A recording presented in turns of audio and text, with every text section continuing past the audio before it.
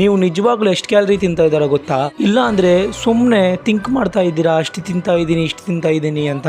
Calories track ಮಾಡೋದಕ್ಕೆ ಹೆಲ್ತಿಫೈ ಇಲ್ಲ ಅಂದ್ರೆ ಫಿಟ್ನೆಸ್ ಪಾಲ್ ಅಂತ ಆ್ಯಪ್ ಇರ್ತದೆ. ಡೌನ್ಲೋಡ್ ಮಾಡ್ಕೊಂಡಾದ್ಮೇಲೆ ಫಸ್ಟ್ ನೀವ್ ಏನ್ ಮಾಡ್ಬೇಕಂದ್ರೆ ಅದು ಕೇಳ್ತದೆ ನಿಮ್ ಹೈಟ್ ವೆಯ್ಟ್, ಅದು ನಿಮ್ ಗೋಲ್ ಕೇಳ್ತದೆ. ಏನಂದ್ರೆ ಫ್ಯಾಟ್ ಲಾಸ್ ಮಸಲ್ ಗೈನ್ ಆ ತರ ಕೇಳ್ತದೆ. ನೀವು ಕೊಟ್ಕೋಬೇಕು ಫ್ಯಾಟ್ ಲಾಸ್ ಆದ್ರೆ ಫ್ಯಾಟ್ ಲಾಸ್, ಇಲ್ಲ ಅಂದ್ರೆ ಮಸಲ್ ಗೈನ್ ಅಂದ್ರೆ ಮಸಲ್ ಗೈನ್ ಅಂತ.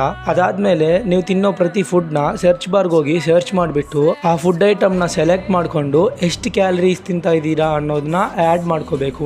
ಆಪ್ ಆಲ್ರೆಡಿ ನಮ್ಗೆ ತೋರಿಸ್ತಾ ಇರ್ತದೆ ಎಷ್ಟು ಪ್ರೋಟೀನ್ ತಿನ್ಬೇಕು, ಎಷ್ಟು ಕಾರ್ಬ್ಸ್ ತಗೋಬೇಕು, ಎಷ್ಟು ಫ್ಯಾಟ್ಸ್ ತಿನ್ಬೇಕು ಅನ್ನೋದನ್ನ. 1 ವೀಕ್ ಈ ತರ ಟ್ರ್ಯಾಕ್ ಮಾಡ್ಬಿಟ್ರೆ ಎಲ್ಲಿ ಜಾಸ್ತಿ ತಿಂತಾ ಇದ್ದೀರಾ ಎಲ್ಲಿ ಕಮ್ಮಿ ತಿಂತಾ ಇದ್ದೀರಾ ಅನ್ನೋದೆಲ್ಲ ಗೊತ್ತಾಗ್ತದೆ.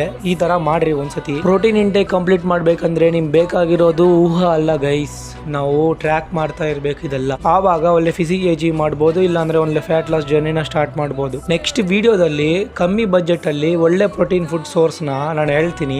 ಅದಕ್ಕೂ ಮುಂಚೆ ಈ ಅಕೌಂಟ್ ನ ಫಾಲೋ ಮಾಡ್ಕೊಂಡು ಈ ರೀಲ್ ನ ಸೇವ್ ಮಾಡ್ಕೊಂಡು ಇಟ್ಕೊಂಡಿರಿ. ಅರ್ಥ ಆಗಿಲ್ವಾ? ಇನ್ನೊಂದ್ಸತಿ ಹೇಳ್ತೀನಿ, ಕೇಳಿಸ್ಕೊಳ್ರಿ.